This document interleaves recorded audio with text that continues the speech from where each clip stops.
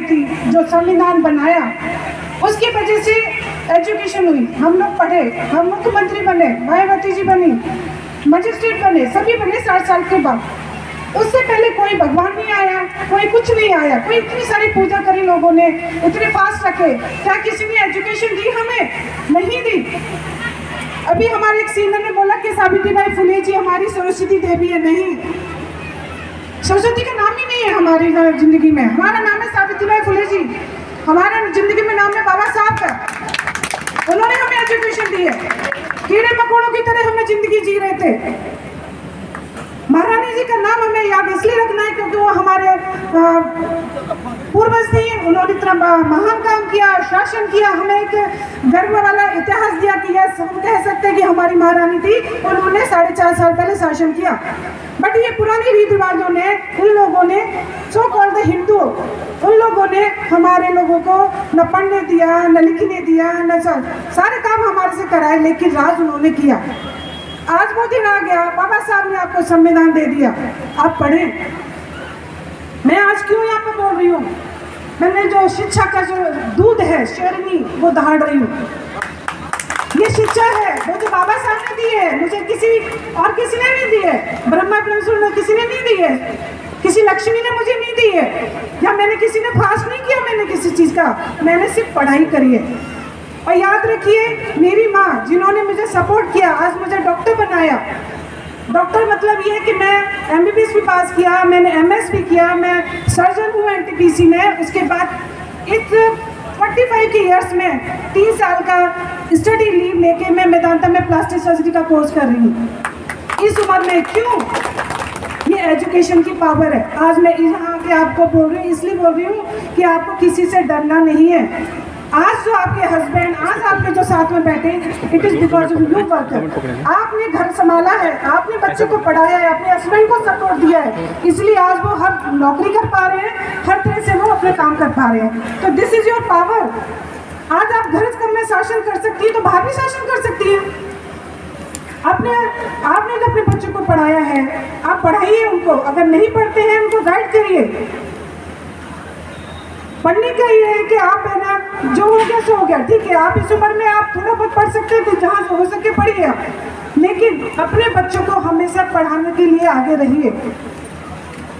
ये पढ़ाई बहुत ज़रूरी है, यही आपको इज्जत दिलाएगी, आपको फाइनेंशियली स्ट्रॉन्ग करेगी। आप अपने डिसीजन खुद ले सकते हैं।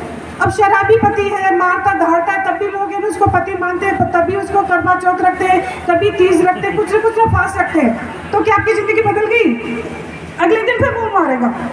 करवा चौथ तो रखते भी हैं आप, लेकिन तब भी अगले साल वो भी फिर मारता है। वो तो नहीं बदला ना। इसका मतलब मैं ये कहना चाह रही हूँ कि जब आपकी एजुकेशन आ जाएगी, आपके पास पावर आ जाएगी, फिर आपको ना गलत बात को सहन करने की ज़रूरत नहीं है। आपके पास इतनी एजुकेशन आ जाती है, आपको कानूनी कार्रवाई आ जाती है, आपकी पावर आ जाती है कि आप है ना गलत सही का डिसीजन ले सकते हो। कोई ज़रूरी नहीं है कि हस्बैंड मारता पीता तब भी आप उनके साथ रहो। बाबा साहब ने हिंदू कोड बिल के जरिए हमें इतने राइट्स दिए जो किसी भगवान ने नहीं दिए। जिंदगी भर सबसे पहले औरतों को अगर पूछना चाहिए तो बाबा साहब को पूछना चाहिए।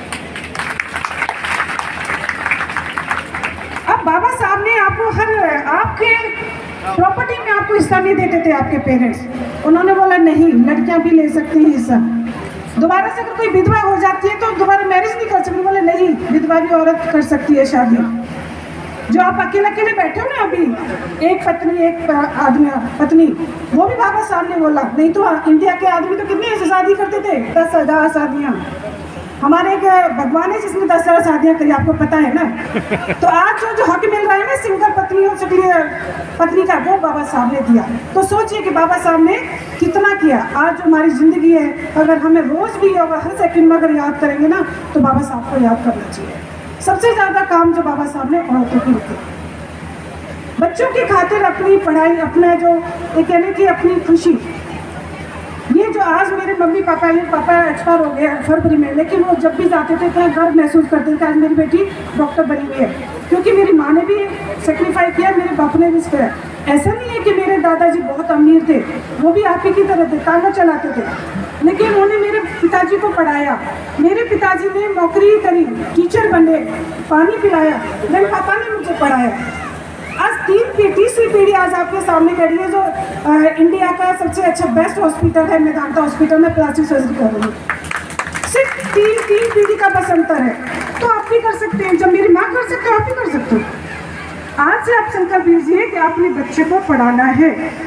हो सके अगर मारना भी पड़े ना तो 2-3 घंटे भी मारो रोज, कोई बात नहीं, लेकिन वो बच्चा बाद में जब नौकरी करेगा ना वो याद रखेगा कि मेरी माँ ने बोला। आज मैं अपनी माँ को क्यों याद कर रही हूँ, मेरी माँ है लेकिन मेरे पास अभी नहीं, लेकिन मेरे पेरेंट्स मेरे साथ रहते हैं। और अच्छा ये मत भूलिए कि लड़कियाँ सपोर्ट नहीं करती। मेरा भाई अमेरिका में बैठा हुआ है, वो नहीं सपोर्ट करता है, लेकिन मेरे माँ बाप 20 साल से मेरे पास रहते हैं। मेरे हस्बैंड जो है डॉक्टर संजय, वो सबसे बेस्ट उनके बेटा हैं।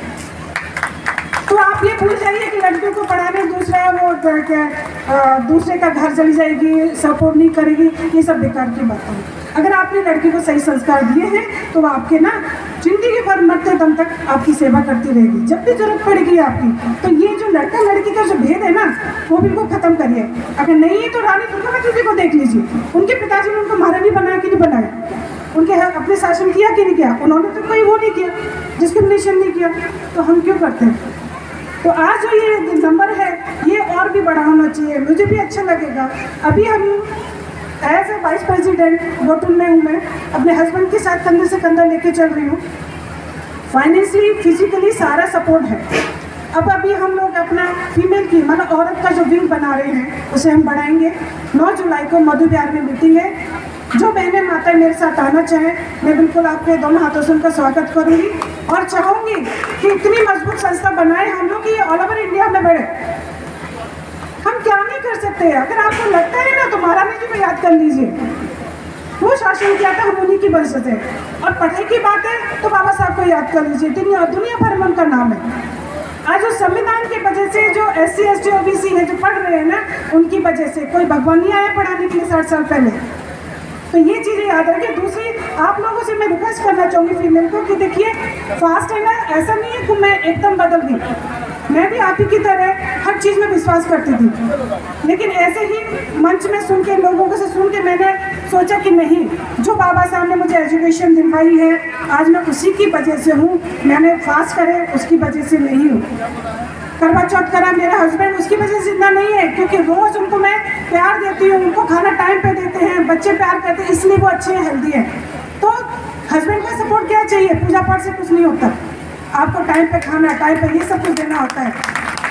अगर ऐसी बात होती ना पूजा पाठ करने से हस्बैंड जिंदा रहते तो इतने सारे रोड रेज में और एक्सीडेंट में जो लोग मरते वो कौन है? वो किसी के हस्बैंड होंगे, किसी के भाई होंगे।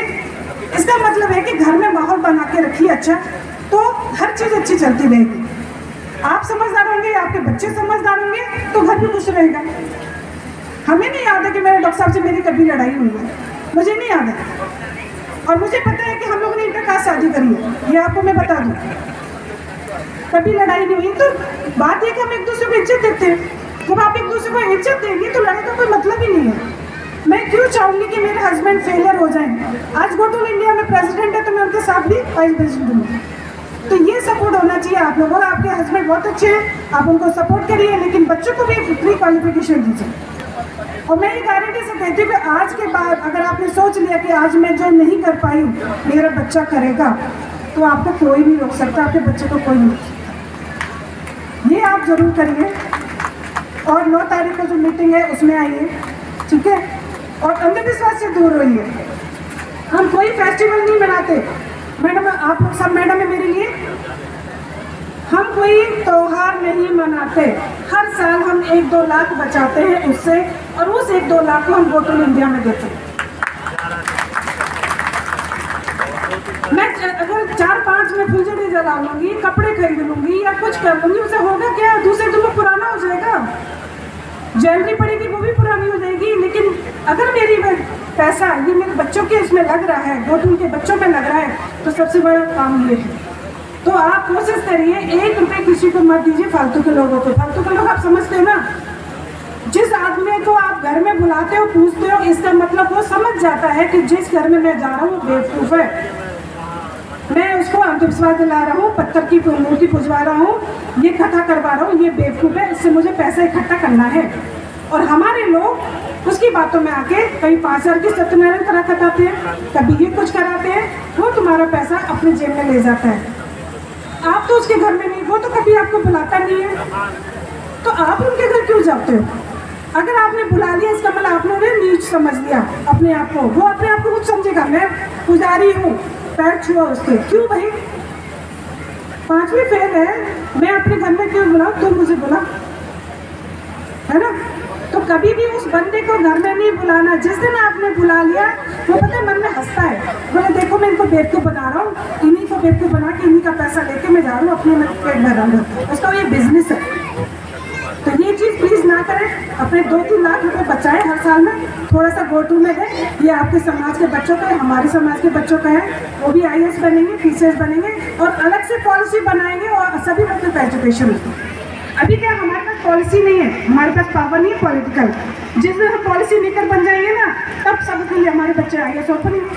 अभी ये छोटी सी शुरुआत है ये, लेकिन जिस दिन पावर में आएंगे उस दिन पॉलिसी बनेगी और उस दिन हमारे बच्चे भी आगे बढ़ेंगे। जय भीम, नमो बुद्धाय।